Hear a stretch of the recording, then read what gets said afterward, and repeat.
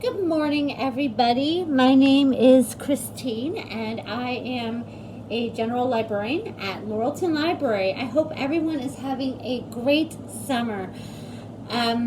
Today, I am going to be sharing with you how to draw from your imagination from the book you are currently reading.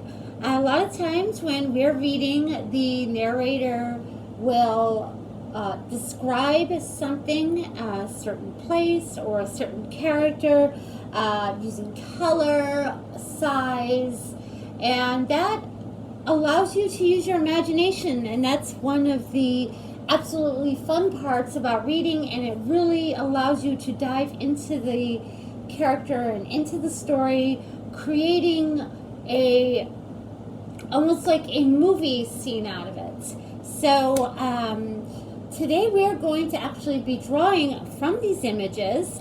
All you need is your favorite thing to draw with, your favorite thing to draw on, and your summer read. For example, I am going to be using heavy weight paper, markers, and my summer read, In Other Lands by Sarah Rees Brennan. A really wonderful story about a young boy coming of age. He's about 13, and he's a bit timid and shy and kind of a loner, and he goes on a little journey to accept a scholarship to a new land filled with mermaids, warriors, and he also finds himself with a group of new friends and the love of his life. Okay, so let's begin. We are going to draw based on the narration of the story, or I am, just for an example. And in this story, the narrator speaks a lot about the land that he's on, called Borderland. And she describes it as a wall that is really tall, so high that it goes above the clouds. So what we want to do is we want to create that image. If you want to create an image such as that, you start from the middle.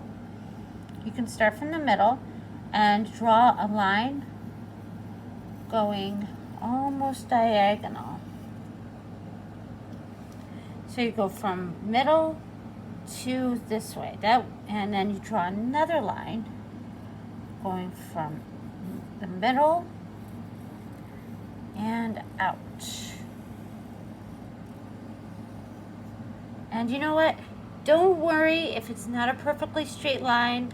A lot of times things aren't straight, especially when you're looking from a side perspective, which is what we're trying to get here. And you start in the middle again and almost make like a hill, because if it's so high up, chances are it's going to be a hill. And to get the above the clouds effect, you can add clouds here like this, and then add another cloud over here. So you want to include the clouds and make it look like it is, you know, when you're flying on a plane and you can see above the clouds. You want to kind of give it that effect. Over here. So, other elements of the description that the author includes is a hole between the wall, where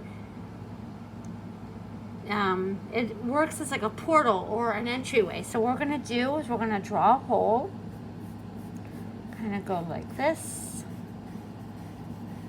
out and out and out, like that, almost like a circle, because it's a shining hole. So you want to draw like lines, like going all the way around it, creating it through this way. That way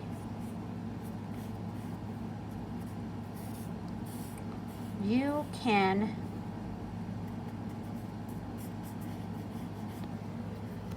It almost looks like it's shining.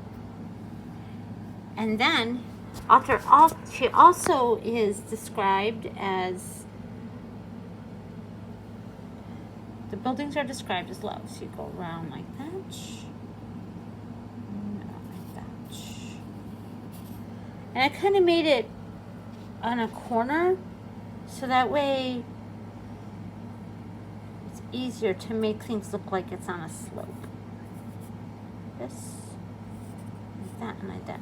And when you're finished, it should look like this.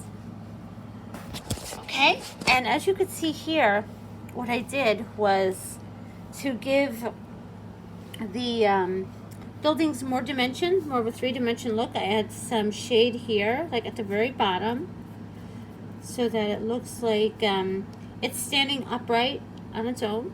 And I'm just on one side, and I kept that consistent with each structure. Added shade here and here. Added little dots around just to, you know, make the grass look like it's grass, and also to look like it's going upward almost. And the wall, I added dots for stones and a silhouette. I went to Google Image and I actually found pictures of what Elliot, the main character, looks like, and I did a silhouette based on that image. I did a silhouette of him where he's like orange and he's walking into the light or out of the light. He's stepping forward and he's got one foot in the back. So it looks like he's on his way to his new adventure. Okay, well, I hope that you enjoyed